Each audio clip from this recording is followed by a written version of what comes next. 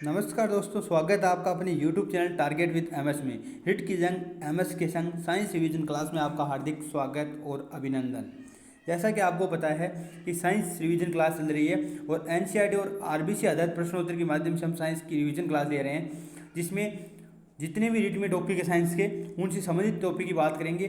और पहला टॉपिक लिया था कोशिका एंड कोशिका विभाजन, उसकी क्लास फर्स्ट आ चुकी है, जिसमें हम बेसिक क्वेश्चनों की बात की थी, जो नॉर्मल क्वेश्चन होते हैं, फैक्चुअल क्वेश्चन होते हैं, जो नॉर्मल एग्जाम से पूछे जाते हैं, उनकी बात की थी। अब हम थोड़ा सा हाई लेवल के क्वेश्चनों की बात करेंगे और आज कोशिका एंड कोशिका विभाजन चैप्टर कंप्लीट हो जाएगा। इसके बाद हम नेक्स्ट एक चैप्टर आएगा, उसमें हम सूक्ष्म जीवों की बात करेंगे।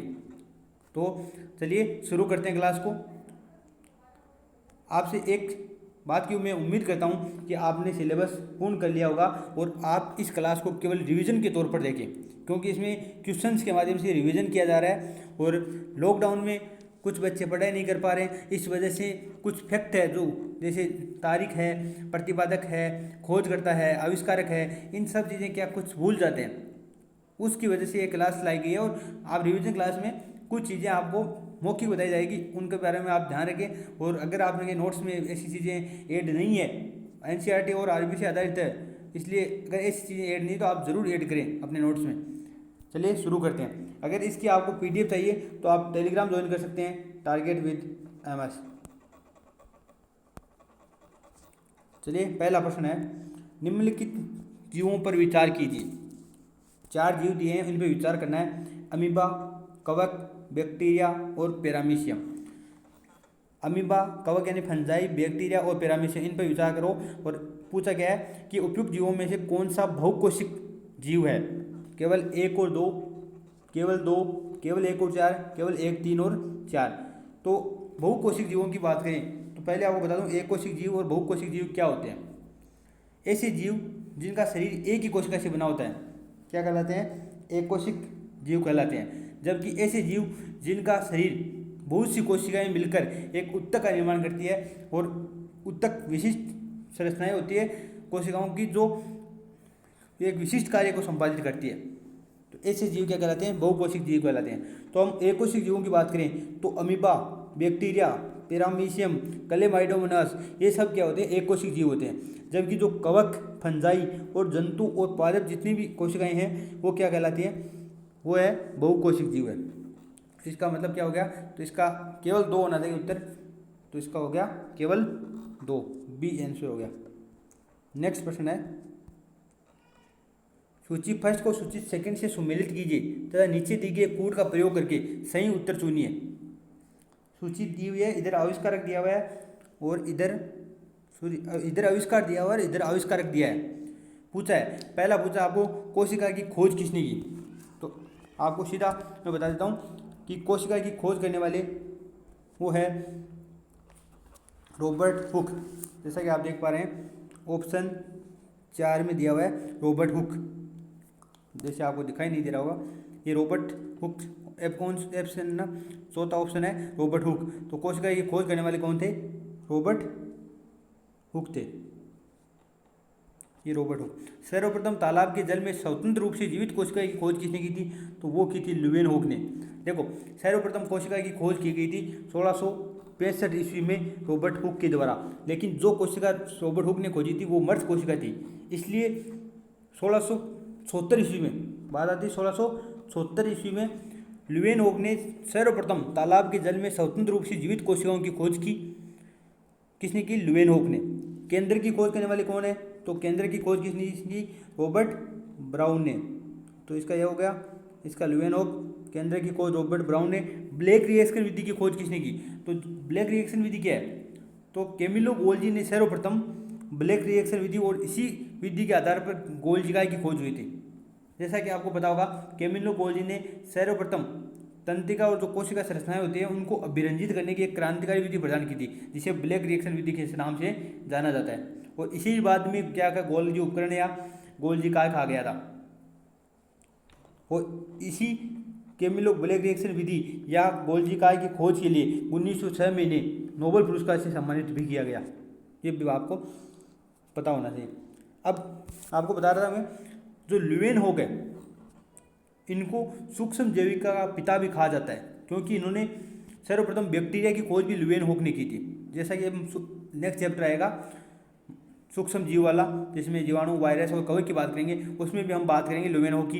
लेकिन आपको मैं बता दूं, ल्यूवेनहॉक ने को बैक्टीरिया की खोज भी की थी, इसलिए इन्हें जीवाणु विज्ञान का पिता, फादर ऑफ बैक्टीरियोलॉजी एंड सूक्ष्म जैविक का पिता, फादर ऑफ माइक्रोलॉजी भी कहा जाता है, क्योंकि इन्होंने सर्वप्रथम सूक्ष्म बैक्टीरिया की खोज की थी, इसलिए फादर ऑफ बैक्टीरियोलॉजी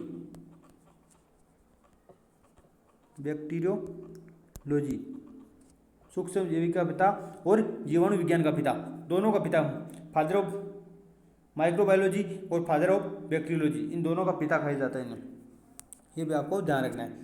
नेक्स्ट प्रश्न है, कोशिका के अध्ययन के संदर्भ में निम्नलिखित कथनों पर विचार कीजिए। जे.ई. पुरकंजे ने कोशिका में स्थित तरल जैविक पदार्थ को जीव द्रव्य नाम दिया। एम. सलीडन तथा टी. स्वान का संबंध कोशिका सिद्धांत से है। तो आपको बताना है कि ये दोनों कथन सत्य है। कौन कौन से कथन सत्य है? केवल एक कथन, केवल दो कथन, एक और दो दोनों सत्य हैं, न तो एक सत्य है और न ही दो सत्य है, ये आपको बताना है। तो आपको पता होगा कि जे.ई. पुरकंजे है, उन्होंने कोशिका में स्थित जो तरल जैविक पदार्थ है उसको जीवद्रव्य नाम दिया था पुरकंजे ने। लेकिन बट एक बात ध्यान रखना, जीवद्रव्य की खोज किसने की थी? तो जीवद्रव्य की खोज की थी डुजार्डिन ने।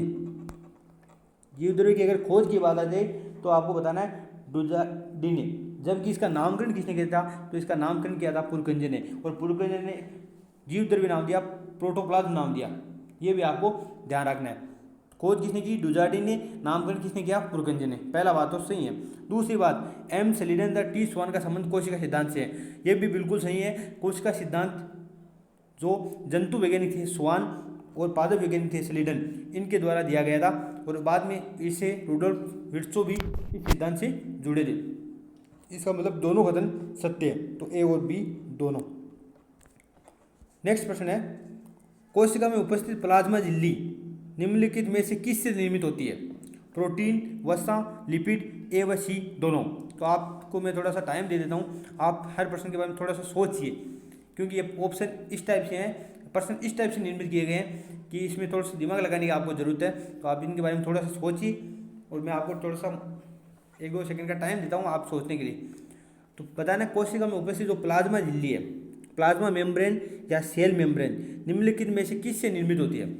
प्रोटीन से, वसा से, लिपिड से, ए व सी दोनों से। तो जो प्लाज्मा झिल्ली होती है वो प्रोटीन और फॉस्फोलिपिड से निर्मित होती है। प्लाज्मा झिल्ली की बात करें तो कोशिका झिल्ली की बात कर रहे हैं। प्लाज्मा झिल्ली कोशिका झिल्ली का नाम है, जिसे प्लाज्मा झिल्ली भी कहा जाता है, कोशिका कला भी कहा जाता है। तो ये ए व सी दोनों मतलब प्रोटीन और फॉस्फोलिपिड से बनी होती है। इसमें वसा नहीं होती, फॉस्फोलिपिड पाया जाता है। वसा का ही व्युत्पन्न है फॉस्फोलिपिड। नेक्स्ट प्रश्न है, 5 नंबर प्रश्न की बात करें तो कोशिका के संदर्भ में निम्नलिखित कथनों पर विचार कीजिए। आपको कथनों पर विचार करना है, क्योंकि ये प्रश्न इस टाइप से बनाए गए हैं ताकि आपका जितना भी इसका सिलेबस है वो रिवीजन हो सके, क्योंकि इसमें एक प्रश्न में 3-3, 4-4 बातें साथ में ऐड की गई हैं। क्योंकि अगर एक प्रश्न ऐसे नॉर्मल प्रश्न बनाए तो ये प्रश्न मुश्किल होते हैं, 100% चले जाते हैं एक टॉपिक से भी, तो ये सब बनना संभव नहीं है। तो आप कम प्रश्नों में ज़्यादा चीज़ें हम ग्रहण करें, इस वजह से ये प्रश्न पूरे सिलेबस को कवर करते हैं ये प्रश्न। कोशिका के संदर्भ में निम्नलिखित कथनों पर विचार कीजिए। कोशिका में जो उपस्थित प्लाज्मा झिल्ली होती है वो वर्णनात्मक पारगम्य मतलब सेलेक्टिव प्रेनेबल। इसका मतलब क्या होता है? वर्णनात्मक पारगम्य का मतलब हो गया कि जो चाहेगी वो अंदर जाने देगी और जो नहीं चाहेगी वो बाहर रख देगी, मतलब उसमें अवरोध पैदा कर देगी। ऐसी प्लाज्मा झिल्ली होती है। बिल्कुल सही बात है, प्लाज्मा झिल्ली ऐसी होती है। चयनात्मक पारगम्य या अर्ध पारगम्य झिल्ली भी बोलते हैं इसे। कोशिका में जल और गैसों का आवागमन विसरण तथा प्रासरण के माध्यम से होता है। जो कोशिका होती है उसमें विसरण और प्रासरण के माध्यम से जल और गैसों का आदान प्रदान होता है। ये भी बिल्कुल सही बात है कि जल और जो गैसों का आवागमन होता है वो विसरण और प्रासरण के माध्यम से होता है, ये बिल्कुल सही बात है। तीसरा ऑप्शन है, प्रासरण द्वारा जल ग्रहण की प्रक्रिया जीवित एवं मृत दोनों कोशिकाओं में संपन्न होती है। उपयुक्त कथनों में से कौन सा कथन सत्य है? सत्य कथन पूछा है, ऑप्शन दिए हैं। तो आपको बता दूं ये दोनों कथन बिल्कुल सत्य है, लेकिन तीसरा कथन गलत हो गया। क्यों हो गया? क्योंकि प्रासरण की जो क्रिया होती है वो केवल जीवित कोशिकाओं में संपन्न होती है, मृत कोशिकाओं में नहीं। मृत कोशिकाओं में प्रासरण की क्रिया संपन्न नहीं होती। और प्रासरण क्या करता है? प्रासरण केवल जीवित कोशिकाओं में जल अवशोषण की क्षमता बढ़ाता है, मतलब जल अवशोषण करने के लिए प्राशन की क्रिया की जाती है, और ये केवल जीवित कोशिकाओं में की जाती है, मृत कोशिकाओं में नहीं। तो इसका सही आंसर क्या हो गया, केवल 1 और 2, केवल 1 और 2। नेक्स्ट प्रश्न है, पादप में उपस्थित कोशिका भित्ति सेल वॉल निम्नलिखित में से किससे निर्मित होती है? प्रोटीन, कार्बोहाइड्रेट, सेल्यूलोज, बी व सी दोनों। ये आपको बताना है कि कोशिका जो भित्ति है पादप कोशिका में वो किससे निर्मित होती है। तो जो कोशिका भित्ति है वो आपको नॉर्मल सा प्रश्न है, सबको पता होगा, सेल्यूलोज से निर्मित होती है। किससे निर्मित होती है? सेल्यूलोज से निर्मित होती है। अगर मैं बात करूँ, ये प्रश्न ऐसा, इस प्रश्न का आंसर सेल्यूलोज है, लेकिन अगर बात की जाए तो कोशिका भित्ति, मैंने जिस पिछला चैप्टर पढ़ाया था कोशिका, उसमें आपको बताया था कि कोशिका जो भित्ति है वो cellulose, pectin, calcium magnesium pectate, hemicellulose और पेप्टिडोग्लाइकेन की बनी होती है। इतनी चीज़ें पाई जाती है। हाई लेवल का प्रश्न पूछा जाता है तो ये सब भी आपको ध्यान रखना है। अब कोशिका भित्ति किन किन में पाई जाती है? तो ये जंतुओं में नहीं पाई जाती, केवल पादप कोशिकाओं में पाई जाती है, जबकि कवक और बैक्टीरिया में भी कोशिका भित्ति पाई जाती है। लेकिन जो कवक की कोशिका भित्ति होती है वो काइटिन की बनी होती है, ये भी आपको ध्यान रखना है। नेक्स्ट प्रश्न है, एंडोसाइटोसिस का संबंध निम्नलिखित में से किससे है? मतलब जो एंडोसाइटोसिस क्रिया है इसका संबंध किससे है? यह किसी कोशिका के बाह्य पर्यावरण से अपना भोजन तथा अन्य पदार्थ ग्रहण करने की प्रक्रिया है, यह किसी कोशिका द्वारा अपशिष्ट उत्सर्जन की प्रक्रिया है, यह पादप कोशिकाओं में होने वाला एक रोग है, इनमें से कोई भी नहीं। तो चलिए आप सोचिए इसके बारे में, क्या होगा एंडोसाइटोसिस? एंडोसाइटोसिस क्या होता है? इनमें चारों ऑप्शन में से आपको बताना है एंडोसाइटोसिस क्या है। तो मैं आपको बता दूं कि एंडोसाइटोसिस है वो कोशिका के जो बाह्य पर्यावरण है उससे अपना भोजन व अन्य पदार्थ ग्रहण करने की जो प्रक्रिया है वो क्या कहलाती है? एंडोसाइटोसिस कहलाती है। इसका सही ऑप्शन हो गया ए। क्या होता है एंडोसाइटोसिस? जैसा कि आपको पता है कोशिका होती है ना, जैसे बात करें अमीबा की, तो अमीबा एंडोसाइटोसिस क्रिया के माध्यम से अपना भोजन ग्रहण करता है। इसमें क्या होता है, जैसे अमीबा की ऐसी आकृति है मान लो, अब इसमें क्या है, इसको भोजन ग्रहण करना है, तो कोई जीव आया तो वो जीव आके यहाँ आएगा, तो ये क्या करेगी, इसको अंदर धसा दी जाएगी ऐसे, देखो आप देख पा रहे हैं,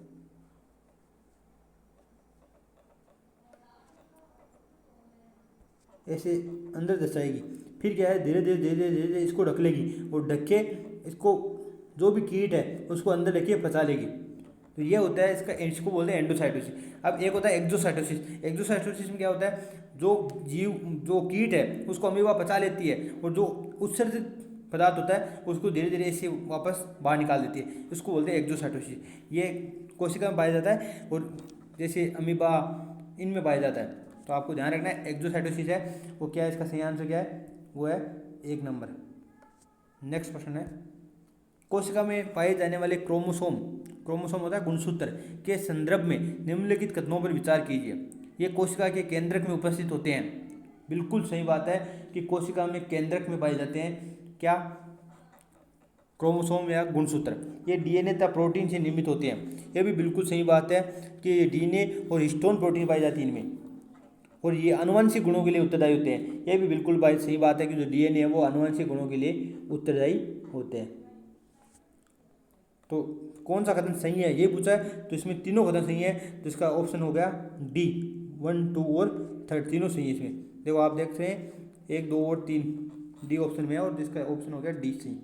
नेक्स्ट प्रश्न है, प्रोकैरियोटिक और यूकैरियोटिक कोशिकाओं के अंतर के संदर्भ में निम्नलिखित कथनों पर विचार कीजिए। मतलब जो प्रोकैरियोटिक और यूकैरियोटिक कोशिकाएं होती है उनमें आपको अंतर बताना है, और कौन सा कथन सही है ये बताना है। तो सामान्य प्रोकैरियोटिक कोशिका आकार में बड़ी होती है, जबकि यूकैरियोटिक कोशिका आकार में छोटी होती है। दूसरा ऑप्शन है, प्रोकैरियोटिक कोशिकाओं में केंद्रक झिल्ली अनुपस्थित होती है, जबकि यूकैरियोटिक कोशिकाओं में केंद्रक झिल्ली उपस्थित होती है। प्रोकैरियोटिक कोशिकाओं में 1 क्रोमोसोम होता है, जबकि यूकैरियोटिक कोशिकाओं में 1 से अधिक क्रोमोसोम होते हैं। तो पहला ऑप्शन जो है कि प्रोकैरियोटिक कोशिका है वो आकार में बड़ी, जबकि यूकैरियोटिक कोशिका आकार में क्या होती है, छोटी होती है। ऐसा नहीं होता, ये कथन गलत है, क्योंकि इसका उल्टा होता है। तो प्रोकैरियोटिक कोशिका है, जैसे प्रोकैरियोटिक में आते हैं नीलरी, शैवाल, बैक्टीरिया, पीपीएलओ, माइक्रोप्लाज्मा। जो माइक्रोप्लाज्मा है सबसे छोटी कोशिका है, तो पीपीएलओ जैसे माइक्रोप्लाज्मा प्रोकैरियोटिक में आती है, तो प्रोकैरियोटिक कोशिकाएं हैं आकार में छोटी होती है, जबकि यूकैरियोटिक कोशिका की बात करें तो आकार में क्या होती है, बड़ी होती है। अगर प्रोकैरियोटिक कोशिका की बात करें तो इसमें केंद्रक झिल्ली अनुपस्थित होती है, मतलब केंद्र के चारों ओर झिल्ली नहीं पाई जाती, केंद्रक नग्न अवस्था में पाया जाता है। ये प्रोकैरियोटिक कोशिका की विशेषता होती है। जबकि यूकैरियोटिक कोशिकाओं में केंद्रक झिल्ली उपस्थित होती है, केंद्रक द्रव्य पाया जाता है और केंद्रक झिल्ली से ढका होता है केंद्रक। तीसरा ऑप्शन है प्रोकैरियोटिक कोशिकाओं में एक क्रोमोसोम होता है, तो दूसरा कथन सही हो गया। इसमें एक ही क्रोमोसोम होता है, मतलब प्रोकैरियोटिक कोशिकाएं हैं उनमें एक ही गुणसूत्र होगा, जबकि यूकैरियोटिक कोशिकाएं हैं उनमें एक से अधिक गुणसूत्र होते हैं। ये भी बिल्कुल बात सही है, तो इसका दूसरा और तीसरा कथन सत्य है। ऑप्शन हो गया सी, 2 और 3। इसके अलावा मैं आपको बता दूं तो जो इसमें अस्पष्ट केंद्रक पाया जाता है प्रोकैरियोटिक में, जबकि यूकैरियोटिक में स्पष्ट केंद्रक पाया जाता है। प्रोकैरियोटिक कोशिकाओं की बात करें तो इसमें कोशिका अंगक अनुपस्थित होते हैं, जबकि यूकैरियोटिक कोशिकाओं में कोशिका अंगक झिल्ली युक्त होते हैं और उपस्थित होते हैं। ये बात भी आप ध्यान रखना। नेक्स्ट प्रश्न है, निम्नलिखित पर विचार कीजिए। अंतःद्रव्यी जालिका, एंडोप्लाज्मिक रेटिकुलम, गोल्जी उपकरण, लाइसोसोम तथा माइटोकॉन्ड्रिया, प्लास्टिड, राजधानी। निम्नलिखित में से कोशिका अंगक है सेल ऑर्गन्स कौन कौन से हैं, मतलब कोशिका अंग जो कोशिका द्रव्य में पाए जाने वाले अंगक है, कोशिका अंगक है वो कौन कौन से हैं। तो जो कोशिका अंगक यूकैरियोटिक कोशिकाओं में पाए जाते हैं वो सभी है, तो इसका सही ऑप्शन हो गया डी, 1, 2, 3, 4 और 5। मतलब ये चारों जो सभी है वो क्या है, कोशिका अंगक है, सेल ऑर्गन्स है। ये नॉर्मल सा प्रश्न आपको पता होगा। निम्नलिखित में से कौन प्रोटीन संश्लेषण से संबंधित है, मतलब प्रोटीन संश्लेषण से संबंधित कौन है। तो या ऐसा प्रश्न भी पूछा गया है 1-2 एग्जाम्स में कि किसे प्रोटीन की फैक्ट्री कहा जाता है, मतलब प्रोटीन की फैक्ट्री किसे कहा जाता है, ऐसा प्रश्न भी बार बार पूछा जाता है। तो राइबोसोम, लाइसोसोम, गोल्जी उपकरण, इनमें से कोई नहीं। तो इसका सही आंसर है वो है राइबोसोम। जो राइबोसोम है वो प्रोटीन संश्लेषण का कार्य करता है, इसी कारण राइबोसोम को प्रोटीन की फैक्ट्री भी कहा जाता है। क्या कहा जाता है, प्रोटीन की फैक्ट्री या प्रोटीन संश्लेषण की साइट भी कहा जाता है, प्रोटीन संश्लेषण की साइट, क्योंकि इन पर प्रोटीन का संश्लेषण होता है। और ये राइबोसोम कहाँ पाए जाते हैं, तो ये केंद्रिका में भी पाए जाते हैं। इसके अलावा ये राइबोसोम माइटोकॉन्ड्रिया और प्लास्टिड में भी पाए जाते हैं। इसके अलावा राइबोसोम खुरदरी अंतःपर्दीय जालिका होती है उसके ऊपर दाने की समान संरचना में पाए जाते हैं। नेक्स्ट प्रश्न है, अंतःपर्दीय जालिका, अंतःद्रव्यी जालिका ER 2 प्रकार की होती है। एक तो खुरदरी अंतःपर्दीय जालिका, दूसरी है चिकनी अंतःद्रव्यी जालिका। इनके संदर्भ में निम्नलिखित कथनों पर विचार कीजिए और कौन सा कथन सत्य है यह बताना आपको। ये कोशिका द्रव्य के विभिन्न क्षेत्रों के मध्य तथा कोशिका द्रव्य के विभिन्न क्षेत्रों व केंद्र के मध्य पदार्थों के परिवहन के लिए उत्तरदायी होती है। मतलब आपको बताना है कि दोनों कथन सत्य है या दोनों नहीं है, या एक सत्य है एक नहीं है, या दोनों ही कथन असत्य है, ये आपको बताना है। तो जो ER का जो कार्य होता है ये बताना आपको। तो जो ER है कोशिका द्रव्य के विभिन्न क्षेत्रों के मध्य, मुख्यतः ER का कार्य क्या होता है, जो अंतःद्रव्य जालिका होती है उसका कार्य होता है कोशिका द्रव्य के जितने भी क्षेत्र हैं उनके मध्य और कोशिका द्रव्य के विभिन्न क्षेत्रों तक केंद्र के मध्य पदार्थों का परिवहन करना, ये होता है अंतःपर्दीय जालिका का मुख्य कार्य। दूसरा ऑप्शन है, कशेरुकी की जो जंतु होते हैं उनके यकृत की कोशिकाओं में SCR विष तथा दवा के निराविष्करण में महत्वपूर्ण भूमिका निभाती है। SCR का मतलब हो गया चिकनी अंतःपर्दीय जालिका। तो जो कशेरुक जंतु होते हैं, मतलब जिनमें कशेरुक दंड पाई जाती है, ऐसे जीवों की यकृत की जो कोशिकाएं होती है हमारे शरीर में, जैसी यकृत है उसमें आपको भी पता है यकृत को भोला भी कहा जाता है क्योंकि विष धारण करता है, निराविष्करण का कार्य करता है। तो जो दवा और विष का निराविष्करण होता है उसमें महत्वपूर्ण भूमिका कौन निभाती है, वो निभाती है अंतःपर्दीय जालिका। इसका मतलब ये दोनों कथन सत्य हैं, A और B, मतलब पहला और दूसरा ये दोनों कथन क्या है, सत्य है। इसमें ऑप्शन नहीं है, बाकी आप देख लेना ये दोनों कथन क्या है, सत्य है, यह आपको ध्यान रखना है। नेक्स्ट प्रश्न की बात करें तो नेक्स्ट प्रश्न है, लाइसोसोम के बनने के लिए निम्नलिखित में से कौन उत्तरदायी है, मतलब लाइसोसोम का निर्माण किससे होता है।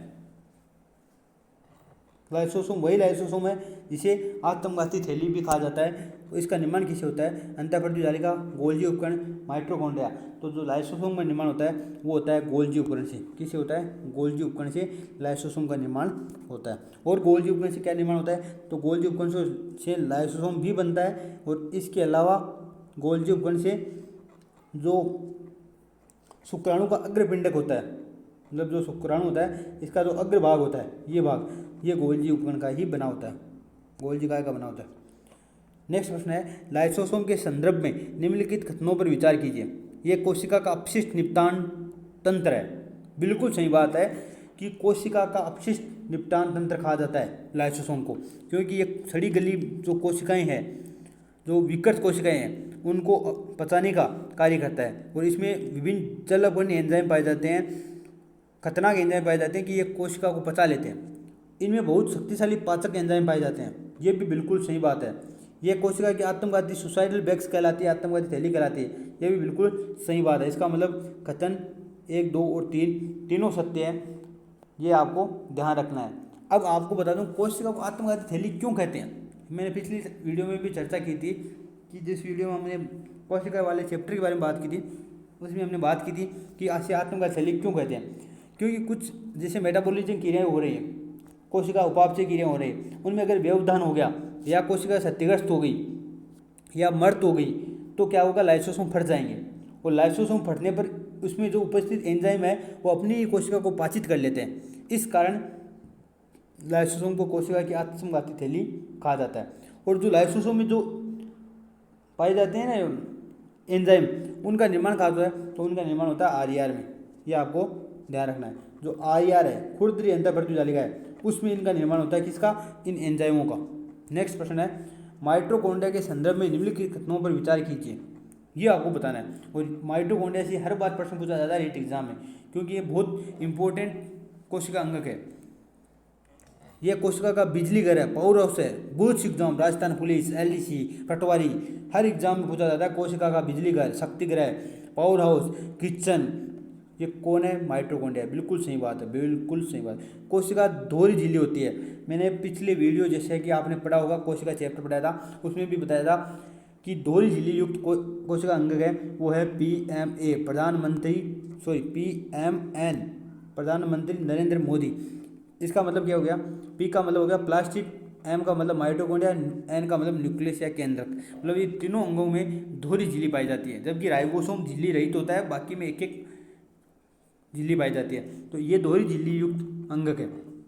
तो आपको बताना है बिजली घर है, दोहरी झिल्ली पाई जाती है, सही बात है। इसमें अपने डीएनए व राइबोसोम होते हैं, बिल्कुल बात सही है। कि जो माइटोकॉन्ड्रिया होता है, और माइटोकॉन्ड्रिया के अलावा बात करें प्लास्टिड की, लवक की बात करें, तो इन दोनों में क्या है, डीएनए भी पाया जाता है और अपना अपना राइबोसोम भी पाया जाता है। इसका मतलब राइबोसोम पाया जा रहा है, और राइबोसोम को हमने प्रोटीन की फैक्ट्री कहा था। इसका मतलब स्वयं का प्रोटीन संश्लेषण का कार्य भी कौन करता है, माइटोकॉन्ड्रिया करता है।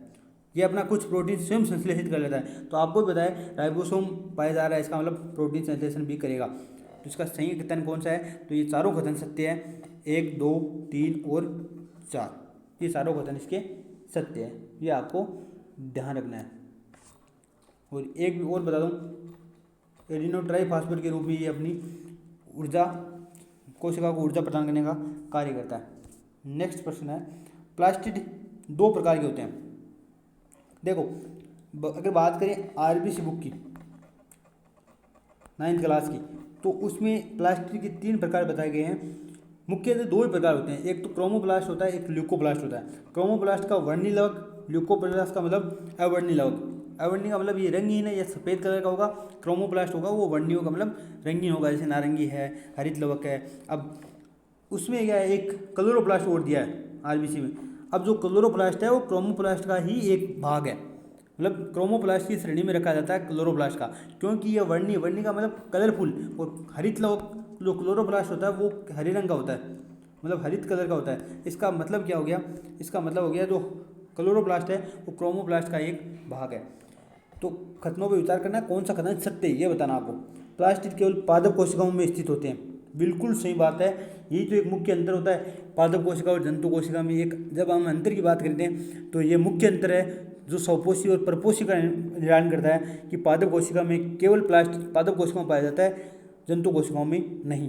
प्लास्टिड में अपना राइबोसोम होता है, परंतु डीएनए अनुपस्थित होता है। मैंने अभी पिछले प्रश्न में बात की थी कि प्लास्टिड में और माइटोकॉन्ड्रिया में स्वयं का राइबोसोम होता है और स्वयं का डीएनए भी पाया जाता है।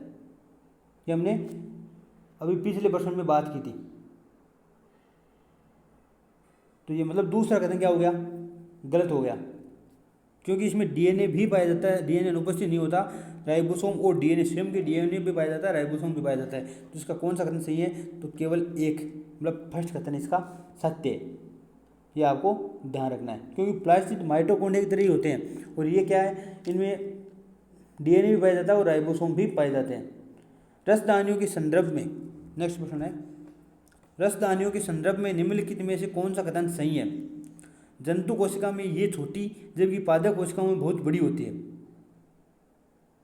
रसदानियों की बात करें, वैक्यूल्स की बात करें, तो ये जंतु कोशिका में छोटी होती है जबकि पादप कोशिकाओं में बहुत बड़ी होती है। 2012 में रीट में प्रश्न पूछा गया था, और यही कारण होता है पादप कोशिका में जो केंद्र है वो क्या है, परिधि की तरफ पाया जाता है, मतलब बिल्कुल बीच में ना होकर परिधि की तरफ होता है, और ये मुख्य कारण होता है इसका कि रसदानियां इसमें पादप कोशिका में बड़ी होती है। ये केवल पादप कोशिकाओं में उपस्थित होती है, ये गलत बात होगी। ये एक कोशिका जीवों में अनुपस्थित होती है, ये भी गलत बात है, इनमें से कोई नहीं। तो इसका सही आंसर हो गया, वो हो गया ए, इसका ए सही है कि जंतु कोशिका में छोटी होती है जबकि पादप कोशिका में क्या होती है, बड़ी होती है। अब रसदानियों का कार्य क्या है, तो रसदानियों का कार्य है कोशिकाओं को स्फीति प्रदान करना, टर्जित, कोशिकाओं को टर्जित बनाती है। ये जंतु कोशिका में छोटी छोटी होती है जबकि पादप कोशिका में क्या होती है, बड़ी होती है, और पादप कोशिका में बड़ी रसदानी के कारण ही जो केंद्रक है वो परिधि की तरफ पाया जाता है, और ये 2012 में पूछा गया प्रश्न है। ये थे आज आपके 17 प्रश्न। अब आपको मैं बता दूं, इसकी अगर आपको पीडीएफ प्राप्त करनी है तो आप टारगेट विद एमएस सर्च कर लेना, टेलीग्राम पर मिल जाएगा आपको। अब आपके इसमें से कितने सही हो रहे हैं, अब इसमें से आप क्या सुझाव देना चाहते हैं इस वीडियो के माध्यम से, इस वीडियो में क्या सुझाव है आप देना चाहते हैं वो कमेंट बॉक्स में आप ज़रूर लिखें, क्योंकि अगर आपको समझने में या इंग्लिश टर्म्स में इस दिक्कत आ रही है तो इसमें इंग्लिश टर्म्स भी यूज की गई है, तो आप समझ सकते हैं आराम से इसको। और अगर फिर भी अगर नहीं समझ आ रहा है, कोई प्रश्न में डाउट हो, और ये ज़रूर मैं आपको बता रहा हूँ, ये एनसीईआरटी आरबीसी ऑथेंटिक क्वेश्चन है, इनके ऑथेंटिसिटी की मैं गारंटी लेता हूँ। तो आज के लिए इतना ही, धन्यवाद।